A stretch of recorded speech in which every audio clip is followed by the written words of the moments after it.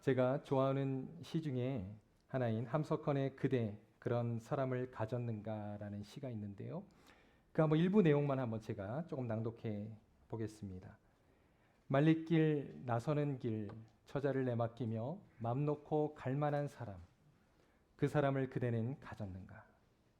온 세상이 다 나를 버려 마음이 외로울 때에 저 맘이야 하고 믿어지는 그 사람을 그대는 가졌는가. 탔던 배 꺼지는 시간 구명대 서로 사양하며 너만은 제발 살아다오 할 그 사람을 그대는 가졌는가. 여러분 이러한 동역자가 있으십니까? 오늘 말씀은요 함석헌의 정말 이 아름다운 시처럼 바울의 사랑하는 동역자들에 대한 그러한 아름다운 문안 인사가 담긴 그러한 말씀이 되겠습니다. 지난주에도 우리가 함께 로마서 말씀을 묵상했습니다만 로마서 말씀의 특징 중에 하나는요. 로마서는 사실은 1장부터 16장까지 있는데 15장까지의 내용이 그냥 거기서 끝나도 돼요. 그런데 마치 부록처럼 16장에 많은 이들의 이름을 거론하면서 바울은 그들에 대한 사랑과 감사의 문안 인사를 하고 있다는 것이죠. 사실 로마서를 쓸 때까지만 해도 바울은요. 아직 로마에 방문하기 전이었습니다. 그런데 어떻게 이렇게 많은 로마에 있는 사람들을 알고 있었을까요? 사도 바울이 여러 지역을 선교했습니다. 우리가 아는 것처럼 1차, 2차 선교를 하면서 바로 로마에 있는 사람들을 다른 지역에서 만났던 것이죠. 또 이전에 로마에 살고 있지는 않았지만 이제 바울과 만나고 또 로마로 이주한 사람들도 있었던 거예요. 그 대표적인 예가 바로 오늘 본문의 브리스길라와 아굴라 부부입니다. 이들은 본래 로마 사람이었습니다. 그런데 이제 당시에 로마의 클라우디우스 황제의 칙령 때문에 그들이 고린도 지역으로 쫓겨나게 돼요. 이주를 합니다. 거기서 같은 천막을 치는 그러한 일을 하는 바울을 만나게 되었던 것입니다. 그리고 나서 그 후에 브리스길라와 아굴라는 다시 로마로 돌아가게 되었고요. 바울과 만났던 그 하나님에 대한 은혜를 기점으로 해서 그들은 로마에 가서 가정교회 지도자가 된 것으로 보입니다. 5절 상반절 한번 우리가 그 증거를 한번 보겠습니다. 또 저의 집에 있는 교회에도 문안하라 그랬습니다. 이것은 바로 브리스길라와 아굴라의 집을 말하는 것이죠. 오늘 본문에서 바울은요. 로마에 사는 20명이 넘는 개인들과 최소한 이처럼 5곳 이상의 가정교회 성도들에게 문안 인사를 하고 있어요. 이러한 사실을 통해 여러분 느끼는 것은 무엇입니까? 제 아무리 똑똑하고 그리고 많은 은사를 가진 바울도요. 독불장군식으로 혼자 그렇게 주의 사명을 감당했던 것이 아니라 주변의 많은 동역자들과 하나님 나라의 사역을 협력했다는 것이죠. 그러나 여러분 우리는 어떻습니까? 종종 다른 사람들과 함께 하는 것을 불편해하기도 하고 또 그것은 좀 비효율적이야라고 생각할 때도 있습니다. 그래서 답답하니까 나 혼자 하고 그리고 또 우리 아이들에게 신앙 교육할 때도 어떻습니까? 그냥 부모가 다 알아서 해줄 때가 많다는 거예요. 그러나 여러분 하나님은요 우리가 서로 좀 부족해도 함께 주님의 교회를 세워가기를 원하시는 줄로 믿습니다. 우리 자녀들에 대한 신앙 교육도 마찬가지입니다. 여러분 부모가 다 해주잖아요. 그럼 아이들은 홀로 할 수 없습니다. 조금 답답해도 여러분 인내하시면서 우리 자녀들을 기다려주시고 신앙으로 양육하시기를 바랍니다. 지난주에도 제가 인용했습니다만 박영선 목사님은요. 이 로마서 16장을 가리켜서 마치 한 편의 영화가 끝나고 난 이후의 모습을 보는 것 같다라고 이야기를 해요. 여러분 영화가 끝나면 어떻게 됩니까? 마지막에 뭐가 올라가죠? 네, 팝콘입니까? 아닙니다. 자막이 올라갑니다. 그러면서 주인공의 이름, 감독의 이름, 그리고 또 조연, 그리고 엑스트라의 모든 이름들이 자막에 올라가게 됩니다. 그러면서 박영선 목사님이 이렇게 말합니다. 제가 그 인용한 내용들을 좀 읽어볼게요. 역사에는 위협과 주인공 같은 위인만 있는 것이 아니라 말이 안 되는 일들과 기억할 필요가 없는 사람들도 있다. 이 모든 것으로 역사와 현재라는 현실이 만들어진다 그랬습니다. 바로 오늘 말씀에서 언급되고 있는 모든 사람들은요. 역사의 작가이신 그 시나리오의 작가이신 하나님께서 바로 주님 앞에 바울과 함께 쓰임받았던 사람들의 이름을 기억한 것입니다. 그러므로 모두가 다 소중한 그러한 배역을 살아낸 것이죠. 여러분 우리의 삶도 마찬가지입니다. 우리의 삶의 주인공이 우리라고 한다면 하나님께서는 우리를 구원하시고 또 우리 주변의 많은 동역자들을 통해서 그러한 믿음의 성장과 성숙 그리고 하나님 나라의 일들을 여러분 이루시는 줄로 믿습니다. 그러므로 결코 우리는 홀로 신앙생활 할 수 없다는 거예요. 그런데요, 어떤 분들이 종종 이런 말씀을 하세요. 목사님, 저는 사실 이제 몸도 별로 안 좋고 그리고 나이가 많아서 다른 사람들에게 짐이 되는 것 같습니다. 그래서 교회 오는 게 좀 주저가 됩니다. 이런 분들이 계세요. 여러분 아닙니다. 우리 모두는요 바로 하나님이 불러주신 한 가족임을 믿으시기를 바랍니다.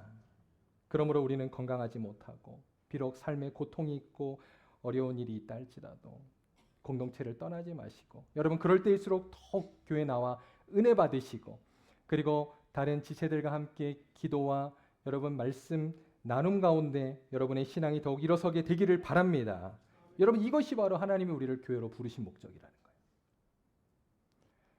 또 오늘 말씀처럼요. 우리가 이 땅에서 아무리 많은 사역을 하고 또 많은 업적을 이루는 것 같지만 여러분 보십시오. 로마서 16장에 보면 바울에 의해서 많은 사람들에 대한 내용이 한 단어 또는 한 줄로 그의 생이 요약되는 것을 보게 됩니다. 그렇습니다. 우리도 이 땅에서 아무리 위대한 일을 한다 할지라도 여러분의 묘비에는 한 단어가 들어갈 것입니다. 한 문장이 들어갈 것입니다. 우리의 후손들에게, 우리의 교우들에게 여러분은 어떤 이름으로 기억되기를 원하십니까? 여러분 오늘 말씀을 통해서 함께 좀 묵상하시기를 바랍니다. 우리가 그저 여러분 우리 자손들에게 유튜브 할머니 이렇게 기억되면 안 되잖아요. 유튜브만 맨날 보셔가지고 또 우리 골프 할아버지 이러면 안 된다는 거예요. 여러분 그보다 더욱 정말 소중한 이름으로 기억되시는 우리 모두의 삶 되시기를 바랍니다. 자, 그럼 한번 우리 오늘 본문으로 한번 들어가 보도록 할까요? 자, 오늘 로마서 16장에 기록된 바울의 동역자들의 면면을 한번 제가 세 가지 그룹으로 한번 좀 분류를 좀 해보았습니다. 첫 번째는요, 주 안에서 많이 수고한 자들이 있었다라고 하는 것이죠. 바울은 자신과 함께 주의 사역에 수고한 자들 여러 사람을 언급합니다. 여기에 총 26명의 사람들 그리고 그 중에서도 9명의 여성들의 이름이 기록되어 있어요. 그런데 그 중에 바울은요 4명의 여성들의 이름을 특별히 이렇게 기록하고 있습니다. 자, 한번 우리 6절 그리고 12절 한번 보겠는데요. 6절 한번 먼저 보겠습니다. 다 같이 한번 읽겠습니다. 시작. 너희를 위하여 많이 수고한 마리아에게 문안하라. 자, 그다음 12절입니다. 시작. 주 안에서 수고한 두루베나와 두루보사에게 문안하라.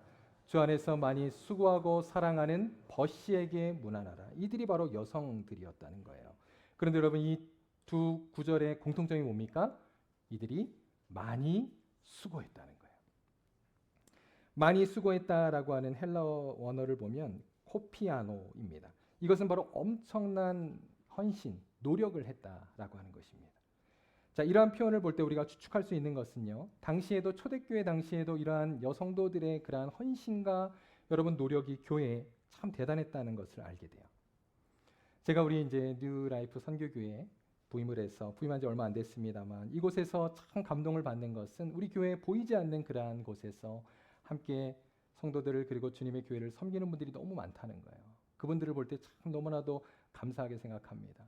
여러분 어저께 이제 우리 또 시니어 평생교육원 사역이 마쳤습니다. 우리 교회 자랑거리죠. 우리 시니어 평생교육원이 우리 봄학기 또 가을학기로 10주씩 이렇게 섬기게 되는데 어저께 이제 우리가 종강을 하게 되었습니다.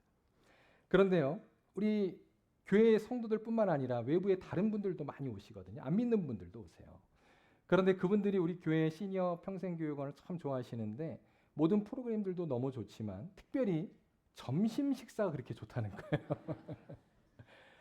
네, 저도 이제 이번에 처음 와서 처음에 한 번만 이제 이렇게 보고 안 오려고 그랬어요. 그런데 점심이 너무 맛있어가지고 제가 한 번 빠지고 9번을 계속 참석을 했습니다.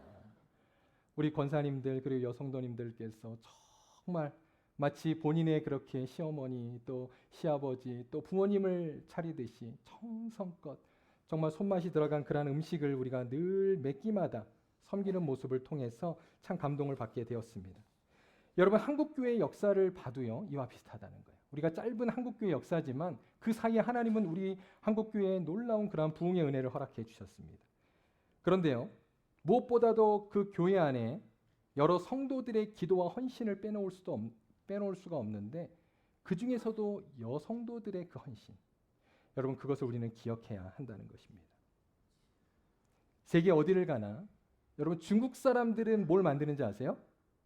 식당을 만들고요. 그래서 여러분 어디를 가나 이렇게 검색을 하시면 돼요. 식당이 분명히 있습니다. 아프리카 오지에도 있어요. 예. 그리고 한국 사람들은 모이면 뭘 만들죠? 교회입니다. 아멘. 바로 어디를 가나 한국 교회가 있어요. 한국 분들이 모이신 곳에. 그런데요, 한국 교회만의 또 특징이 하나 있습니다. 그게 뭡니까? 예배가 끝나고 밥을 먹는다는 거예요. 이거는 한국 교회가 유일합니다. 그래서 미국 사람들도 우리 한국 교회 오면 굉장히 좋아하더라고요. 밥 공짜로 준다고. 팁도 안 내도 된다고 그러면서 굉장히 좋아하시더라고요. 그런데 여러분 사실 이러한 밥 먹는 문화가 초기에서부터 있었어요. 저도 이제 어릴 적 저희 모교회에서 이렇게 신앙생활을 할 때를 생각해 보면 저희 교회가 예전에 조그만 건물에 있을 때 그때 예배는 잘 기억나지 않아도 예배 끝나고 나서 우리 어른들과 함께 옹기종기 그 조그만 교육관에 모여서 권사님들 또 집사님들 해주시는 그 국수를 먹으면서 함께했던 그 시간들이 정말 마음에 지금도 기억에 남아 있습니다. 얼마나 좋았는지 몰라요. 여러분 그뿐입니까? 우리 특별히 여성도들이 과거에는 정말 우리 한국 교회를 살리기 위해서 그렇게 막 그런 전도회가 같이 막 부업도 하고 또 뭐 물건도 팔아 그렇게 해가지고 그것을 십시일반 모아가지고 또 교회를 짓는데 건축헌금을 하고 그래서 많은 교회들이 또 그렇게 교회를 짓고 또 성장하는 모습들을 볼 수 있습니다. 그뿐만 아니라 우리 교회 또 새벽 기도회 여러분 철야 기도 이런 데도요 사실 여성도님들이 늘 나와서 기도하는 그런 모습을 지금도 볼 수가 있다라고 하는 것입니다. 여러분 제가 어떻게 이렇게 잘 알까요? 저희 집도 그런 집 중에 하나였다는 거예요. 그래서 학교 갔다 오면 늘 어머니가 안 계세요. 그래서 라면을 많이 끓여 먹고 그랬습니다. 그래서 제가 라면을 잘 끓입니다. 그래서 아무튼 이러한 바로 여성도들의 수고가 한국교회의 미랄이 된 것입니다. 여러분 오늘 또 말씀으로 돌아가서 바울은요 여성도인 베베를 적극적으로 로마 교회에 소개하고 추천하죠. 자 1절 2절 한번 보도록 하겠습니다. 다 같이 읽겠습니다. 시작. 내가 갱그리아 교회의 일꾼으로 있는 우리 자매 베베를 너희에게 추천하노니 너희는 주 안에서 성도들의 합당한 예절로 그를 영접하고 무엇이든지 그에게 소용되는 바를 도와줄지니 이는 그가 여러 사람과 나의 보호자가 되었음이라. 아멘. 여러분 베베는요 로마에 있는 가정교회 성도들에게 바울의 이 로마서 편지를 전달해 준 사람입니다. 그뿐 아니라 오늘 본문에 보니까 베베는요 바울과 여러 사람들의 보호자가 되었다 그랬어요. 이것은 영적인 그러한 기도의 후원자일 뿐만 아니라 물질적으로 그리고 여러 보호자가 되었음을 우리는 보게 된다는 것이죠. 사도 바울의 이 같은 감사와 칭찬은요 사실 당시로서는 굉장히 이례적인 것입니다. 놀라운 표현이라는 거예요. 왜 그렇습니까? 당시의 노예라든가 여성들은 사실 사람 취급을 받지 못했잖아요. 그런데 이러한 여성도들의 그러한 행위를 감사하고 있는 바울의 모습, 이것은 굉장히 놀라운 것입니다. 여러분 그런 의미에서는요, 우리는 누군가의 섬김을 당연한 것으로 여기지 않는 우리 성도들 될 수 있기를 바랍니다. 여러분 어떻습니까? 대부분 성도들은요, 다 자기의 시간과 물질, 여러분 몸 마음을 바쳐서 그렇게 자발적으로 교회를 섬기고 헌신합니다. 하늘의 상급이 있는 거예요. 그런데 섬김을 받는 사람들은 어떻습니까? 그것을 때로는 우리가 잘 몰라요. 그래서 당연한 것으로 여기기도 하고 그리고 또 왜 이러냐고 불평과 불만을 할 때도 있습니다. 그러나 여러분 그럴 때 섬기는 분들이 힘이 빠져요. 그리고 또 시험에 들기도 하기도 하죠. 그러므로 우리가 이제부터는 여러분 더욱 서로를 주 안에서 세워주고 또 아주 작은 일이라도 여러분 항상 감사할 수 있는 우리 아름다운 교회 될 수 있기를 바랍니다. 또 섬기는 분들도 마찬가지예요. 여러분 우리가 열심히 섬겨도요 사람이기 때문에 우리가 때로는 몰라줄 수 있습니다. 그죠? 그럴 때 여러분 서운해하지 마시고 오늘 말씀과 같이 그것을 누가 아신다? 바로 우리 주님이 아신다는 거예요. 너희의 수고를 아신다. 그렇게 말씀하고 있잖아요. 기억하시는 그 하나님 앞에 여러분 모든 영광을 올려드리시기를 바랍니다. 바울은 오늘 본문에서 이러한 수고한 자들의 이름을 거론하면서 그들의 수고가 자기 자신을 위한 것이 아니라 공동체를 위한 것이고 또 반복적으로 이것이 주 안에서 그리고 그리스도 안에서 한 일이라고 말씀합니다. 여러분 우리도 이처럼 누구를 위해 합니까? 이것이 바로 주를 위해 하는 일인 줄로 믿습니다. 그럼 여러분 주 안에서 주시는 그 힘과 능력으로 여러분 힘있게 헌신하시는 우리 귀한 성도님들 되시기를 바랍니다. 자, 우리 두 번째 어떤 무리들이 나옵니까? 바로 그리스도 안에서 동역자가 된 자들, 그들이 기록되어 있어요. 로마서 16장에 있는 바울과 함께 있던 동역자들의 면면을 살펴보면요, 그 이름이 굉장히 오늘 좀 읽을 때 힘드셨죠? 굉장히 특이한 그러한 이름들도 등장합니다. 이것은요, 왜냐하면 그 인종과 계층이 다양했기 때문이에요. 자, 먼저 인종 면에서는요, 이들은 유대인들만 있었던 게 아닙니다. 이들 중에는 헬라인들도 있었고 로마인들도 있었고, 여러분 바로 이름에서 우리가 그런 것들을 알 수 있다는 거죠. 예를 들어서 5절에 또 보면 에베네도라고 하는 사람이 있는데, 이 사람은 아시아에 있는, 그죠? 바로 소아시아에서 있었던 이방인 성도였다라고 말합니다. 또 신분적으로는 어떨까요? 8절에 보면 암블리아, 9절에 우르바노, 좀 이제 특이한 이름들만 제가 말씀드리는 거예요.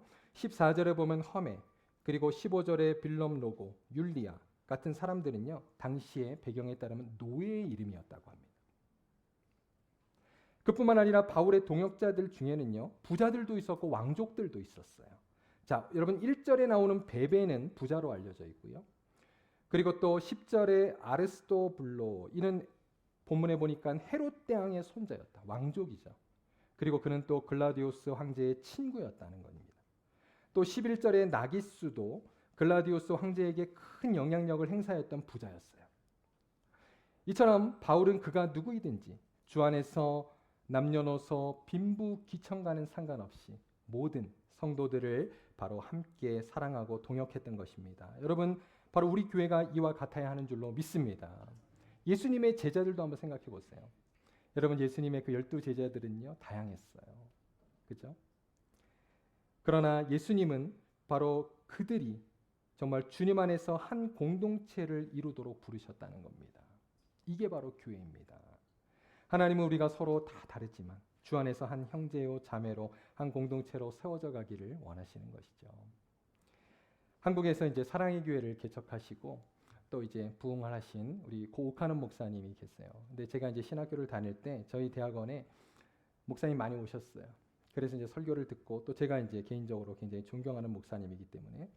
그런데 이제 이분이 처음에 개척했던 그 사랑의 교회는 강남 지역이었는데요. 그때는 강남이 개발되기 이전이었다고 합니다. 그래서 오히려 교회 안에 시장에서 장사하시는 분들, 이런 분들이 많으셨대요. 가난한 분들이. 그런데 이제 점차 강남이 개발되면서 그곳에 이제 잘 사는 사람들이 중심이 되기 시작한 거예요.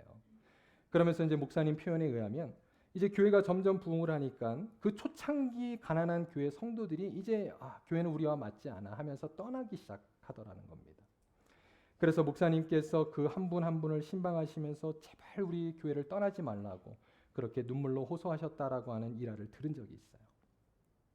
왜냐하면 교회는 바로 주를 따르는 모든 사람들이 함께하는 하나님의 그러한 예배의 장소이기 때문입니다. 그러므로 여러분, 우리는요, 한 공동체 안에서 형제자매가 나와 다르다고, 또 부족하다고, 나와 맞지 않다고, 여러분, 우리는 그들을 무시하고 또 그들에게 무관심해서는 안 된다는 것이죠. 오늘 로마서 12장 16절에서 18절 말씀에 보면 바울은 우리가 서로 마음을 같이하여 하나 되기를 위해 힘쓰라고 말합니다. 한번 그 말씀 한번 다 같이 한번 읽어보겠습니다. 시작. 서로 마음을 같이하며 높은 데 마음을 두지 말고 도리어 낮은 데 처하며 스스로 지혜 있는 채 하지 말라. 아무에게도 악을 악으로 갚지 말고 모든 사람 앞에서 선한 일을 도모하라. 할 수 있거든 너희로서는 모든 사람과 더불어 화목하라. 마지막 말씀 보세요. 할 수 있거든 너희로서는 일부 사람과 아니죠. 모든 사람과 더불어 화목하라. 여러분 믿으십니까? 바로 이러한 삶을 우리는 살아야 한다는 것입니다. 또 이제 본문에 보면요, 바울이 특별히 사랑하고 또 동시에 바울을 특별히 사랑한 사람들도 있었습니다. 자, 먼저 3절을 보시면요, 아까 제가 잠깐 언급했습니다만 브리스길라와 아굴라 부부, 여러분 이들은요, 본문에 보니까 바울을 위하여 자기의 목숨까지도 내놓았다 그랬습니다. 또한 이방인의 모든 교회도 이들에게 감사하고 있다라고 말씀하죠. 또 13절을 한번 보세요. 13절에 보면 루포와 그의 어머니가 등장하죠. 그런데 바울은 이들을 어떻게 표현합니까? 루포의 어머니를 그녀는 곧 나의 어머니다라고 호칭하고 있습니다. 혈육적인 혈육의 그런 어머니가 아니라는 거예요. 남이지만 그가 자신의 어머니와 같이 굉장히 친밀한 사이였음을 고백하고 있는 것입니다. 이처럼 여러분 교회는 한 가족과 같아야 한다는 것입니다. 목회를 하다가 목회가 참 힘들지만 그래도 참 감사한 것은요. 바로 이러한 브루스길라와 아굴라 그리고 루포의 어머니와 같은 성도들이 있기 때문입니다. 많은 목사님들이 그런 고백을 하세요. 하나님께서 또 목회할 수 있도록 이런 성도들을 교회에 주시기 때문에 목회할 맛이 난다는 거예요. 제가 이제 저는 오랫동안 공부를 했기 때문에 이렇게 유학 생활을 하면서 참 뭐 경제적으로도 어렵고 빡빡하게 그렇게 살았습니다. 그런데 제가 가는 곳마다 참 신기하고 하나님께서 이러한 성도들을 곳곳에 숨겨 놓으셨다는 거예요. 그래서 어떤 집사님 부부는 그 사명이 신학생들을 돕는 거예요. 그래서 신학생들을 만나서 밥 사주시고 또 책도 사주시고 이러는 또 성도님들을 제가 만나게 되었어요.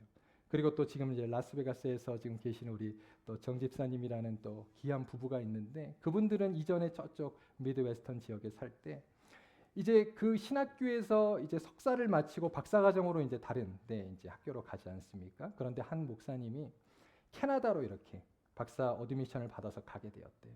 그래서 이삿짐을 도와드리고 그리고 이제 보내는데 보니까 차가 너무 오래된 거예요. 그래서 그 차의 뒷모습을 보고 마음이 너무 아프셨던 거예요.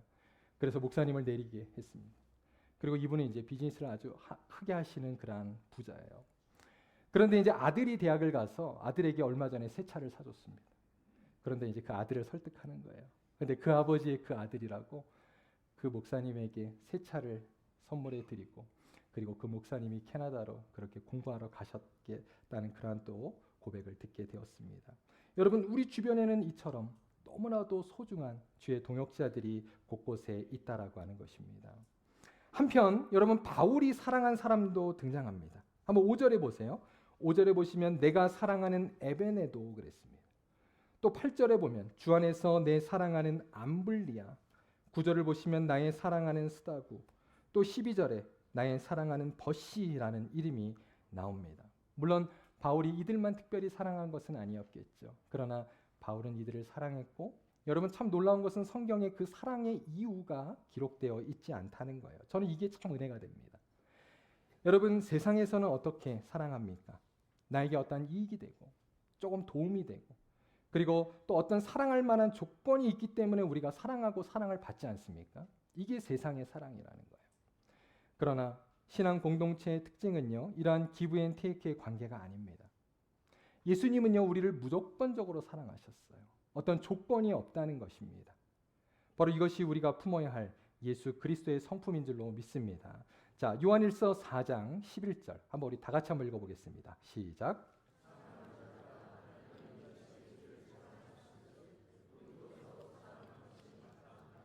아멘. 자, 여기에 보시면요. 우리가 왜 다른 이들을 사랑해야 합니까? 하나님이 우리를 먼저 사랑하셨기 때문이라는 거예요. 다른 이유가 없습니다. 다른 조건이 없어요. 우리가 그러한 무조건적인 사랑을 받았기 때문에 우리도 다른 이들을 무조건적으로 사랑해야 한다는 것입니다. 여러분 잘 아시죠? 사랑의 반대말이 무엇입니까? 네, 이것은 무관심입니다.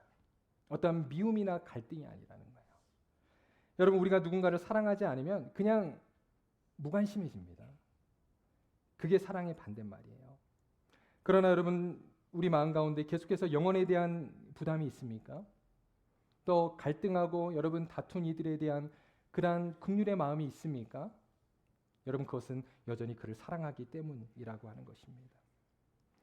그러므로 여러분 주 안에서 우리에게 문제와 갈등이 있는 그러한 형제 자매와 여러분 관계를 회피하지 마시고 주님께서 주시는 그 사랑으로 여러분 용서와 용납 그리고 회복의 관계로 나아갈 수 있기를 바랍니다. 배제와 포용이라고 하는 책을 쓴 예일대학교 신학대학원에 미로슬라프 볼프라고 하는 아주 유명한 신학자가 있습니다. 그런데 배제와 포용의 그 서론에 보면 다음과 같은 내용이 나와요. 저자는요, 1990년대 세르비아인들로부터 인종 청소 그리고 도시 파괴 등 잔혹한 어떤 폭력과 억압을 당한 체첸 지역에 살았던 그 사람입니다. 그 민족이에요. 그런데 제가 다큐멘터리도 보니까 이 체첸인들이 나중에 보복하지 못하도록 이 젊은 아이들, 이제 아이들이 크잖아요. 특히 남자 아이들의 팔다리를 그냥 다 자르더라고요. 그런 다큐멘터리가 있습니다. 그런데 바로 그 지역에서 온 분이에요. 그런데 이 볼프가 베제아 포용이라고 하는 내용을 가지고 이제 여러 곳에서 강연을 했습니다.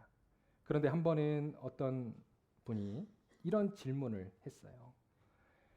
당신은 당신의 민족들을 강제 수용소에 몰아넣고 또 여자들을 강간하고 교회를 불태우고 도시를 파괴한 그 악명 높은 세르비아인들을 사랑할 수 있습니까? 라고 질문했습니다. 그러자 볼프는 이렇게 대답합니다. 아니요, 지금은 못할 것입니다. 하지만 그리스도를 따르는 자로서 그렇게 해야 한다고 생각합니다. 그렇게 고백합니다. 볼프는 그것이 그가 궁극적으로 나아갈 길임을 믿는 신자였다는 거예요. 여러분, 이것이 바로 우리 성도들이 모두 지향해야 할 영적인 목표인 줄로 믿습니다. 그렇습니다. 우리는 할 수 없습니다. 그러나 우리는 그 방향을 향하여 나아가는 성도들이 되어야 한다는 것입니다. 사랑하는 성도 여러분, 이제 우리 교회가 새로운 회개년도를 맞게 되었습니다. 우리 표를 보시면 살아계신 하나님을 경험하라. 여러분의 예배 가운데 여러분의 삶 속에서 살아계신 하나님을 경험하기 원하십니까? 여러분 특별히 올 한 해 여러분의 기도 제목 가운데 그 관계의 회복의 기도 제목을 넣으시기를 바랍니다. 여러분 관계의 회복을 통하여서 하나님을 깊이 만나는 올 한 해가 될 수 있기를 간절히 소원합니다. 그 가운데 여러분의 영적인 자유함을 누리게 될 것입니다. 자, 마지막으로 이제 바울이 또 만났던 사람들, 그들은 바로 주 안에서 열매 맺었던 자들이었다라고 하는 것입니다. 여러분 5절에 보면요. 아까도 말씀드렸습니다만 아시아, 소아시아 지역에서 처음으로 복음의 열매를 맺었던 자 에베네도를 소개하잖아요. 5절 다시 한번 읽겠습니다. 또 저희 집에 있는 교회에도 문안하라. 내가 사랑하는 에베네도에게 문안하라. 그는 어떻다고요? 아시아에서 그리스도께 처음 맺은 열매니라. 복음의 열매를 맺은 자였다는 거예요. 또 7절 한번 볼까요? 우리 한번 다 같이 읽겠습니다. 시작. 내 친척이요 나와 함께 갇혔던 안드로니고와 유니아에게 문안하라. 그들은 사도들에게 존중이 여겨지고 또한 나보다 먼저 그리스도 안에 있는 자라. 자, 이들은 어떻다고요? 사도들에게 존중이 여겨질 정도로 영적으로 성숙한 자들이었다. 또 마지막 하나 더 볼게요. 10절입니다. 같이 읽겠습니다. 시작. 그리스도 안에서 인정함을 받은 아벨레에게 문안하라. 자, 아벨레는 자, 여기까지요. 자, 아벨레는 어떠한 사람이었습니까? 그리스도 안에서 인정함을 받았다. 그도 그의 신앙의 성숙함으로 인정을 받은 사람이었다는 것입니다. 이처럼 여러분 교회라고 하는 것은요. 그저 봉사만 하고 또 우리가 친교만 하기 위해서 모이는 장소가 아닙니다. 바로 신앙의 공동체는 새 신자들이 주님을 알고 주님을 믿는 장소인 줄로 믿습니다. 또 모든 성도들이 이미 믿은 성도들도 바로 오늘 본문의 말씀과 같이 우리의 신앙이 성장하고 또 성숙하는 곳, 그곳이 바로 교회라고 하는 것입니다. 그러므로 여러분 우리는 무엇을 하든지 우리 교회 그리고 여러분이 속한 그 오이코스의 그 모임의 목적이 분명해야 돼요. 여러분 친교와 단순히 우리의 봉사가 아닙니다. 그것은 바로 영혼의 구원 그리고 영혼 성장과 성숙에 있다는 사실을 기억할 수 있기를 바랍니다. 이전에 제가 이제 섬기던 교회에서 여러 이제 경험들을 했는데요. 어떤 이제 한 소그룹은 굉장히 서로 하나가 되는 거예요. 젊은 그룹이었는데 서로 이제 아기들도 어리고 서로 이제 뭐 공통점도 많고 하다 보니까 서로 얼마나 끈끈한지 몰라요. 교회에서뿐만 아니라 일주일에 뭐 몇 번씩 만나는 것 같아요. 그런데 안타까운 것은요. 너무 서로 끈끈하다 보니까 다른 사람들이 못 들어와요. 여러분 이것은 온전한 의미에서 성경적인 하나됨이 아닙니다. 그래서 다른 사람들이 들어오지 못하고 또 그들도 다른 데로 가지 못하고 그저 그들끼리만 그렇게 폐쇄적인 공동체를 이루고 있다는 거예요. 여러분 그러나 성경적인 공동체는 하나를 이루지만 이것이 바로 주 안에서의 하나됨을 이루어야 되는 줄로 믿습니다. 그래서 모든 이들을 끌어안고 또 연합할 수 있는 그런 그룹이 되어야 한다는 거예요. 우리는 젊은 사람들이니까 젊은 사람들끼리만 아닙니다. 여러분 우리 모든 남녀노소가 하나 되는 공동체가 더욱 건강한 공동체라고 하는 것입니다. 또 한 그룹은요. 서로 모이면 아주 뭐 FM대로 잘해요. 그래서 모여서 찬양하고 기도하고 또 말씀도 나누고 그렇게 딱 주기도문으로 끝나면 깔끔해요. 그런데 2부 순서가 있어요. 그래가지고 또 다른 주님을 만나기 시작합니다. 갑자기 카드놀이가 시작이 되고요. 네, 그러면서 아주 굉장히 서로 하나가 되는 거예요. 여러분 이것도 잘못된 공동체입니다. 왜요? 아까 말씀드렸죠. 바로 우리의 모임이 세상과 다른 것은 우리의 목적이 다르기 때문이라고 하는 것입니다. 여러분 바로 우리의 교회 그리고 우리의 공동체가 영혼 구원과 영적 성장, 영적 성숙의 목표를 둔 그러한 하나님께 영광을 돌리는 교회가 되기를 바랍니다. 이제 말씀을 좀 마치겠습니다. 하나님은요 우리에게 당신의 영광과 그러한 은혜를 경험할 수 있도록 너무나도 감사하게 우리에게 교회를 허락해 주셨습니다. 그리고 또 우리에게 오이코스를 통해서 영적인 가족인 형제 자매들을 또 함께 식구로 그렇게 영적인 동역자로 만나게 하셨어요. 그런 의미에서 우리는요 주 안에서 모두가 하나입니다. 또 한 가족인 줄로 믿습니다. 여러분 올 한 해 이러한 공동체를 통하여서 여러분 살아계신 하나님을 더욱 깊이 만나시기를 바랍니다. 저도 이제 학부 때부터 신학을 했기 때문에 사실은 늘 섬기는 자리에만 있다 보니까 제가 이러한 공동체를 경험할 기회들이 없었어요. 그런데 감사하게도 대학교 때 이제 IVF라고 하는 선교단체에 들어가게 되면서 그곳에서 저와 비슷한 선후배들과 함께 그렇게 신앙생활을 하면서 제가 그때 정말 하나님을 지식으로만이 아니라 정말 인격으로 그리고 삶으로 그렇게 만나고 저의 신앙이 성장하고 성숙하게 되었습니다. 정말 그러한 공동체가 오늘의 저를 있게 했다라고 저는 고백하고 싶습니다. 여러분 우리의 믿음, 여러분 믿음이 성장하고 성숙하기 원하십니까? 우리가 어떻게 해야 될까요?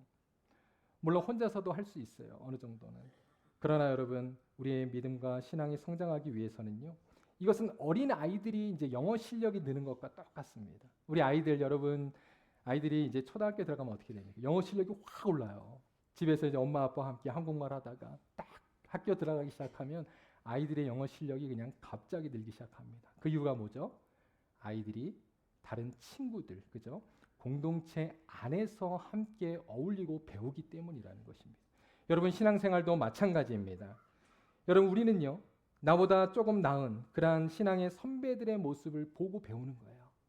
그리고 또 나보다 조금 부족하고 연약한 사람들을 여러분 우리가 도와주고 또 붙잡아주고 기도해주면서 우리의 신앙이 함께 성장하게 된다라고 하는 사실입니다.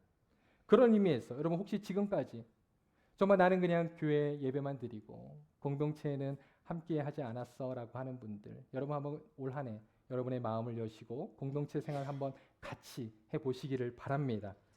여러분 그 가운데 우리가 다른 영혼들과 함께 교제하고 또 함께 기도하며 주님을 우리가 함께 찬양할 때에 여러분의 신앙과 성숙이 더욱 이루어지게 될 것입니다. 그리고 또 여러분의 그러한 문제들이 정말 갈등이 있다면 그것들이 또한 해결됨으로써 더욱 여러분이 주님을 깊이 경험하는 올 한 해가 되시기를 간절히 소원합니다.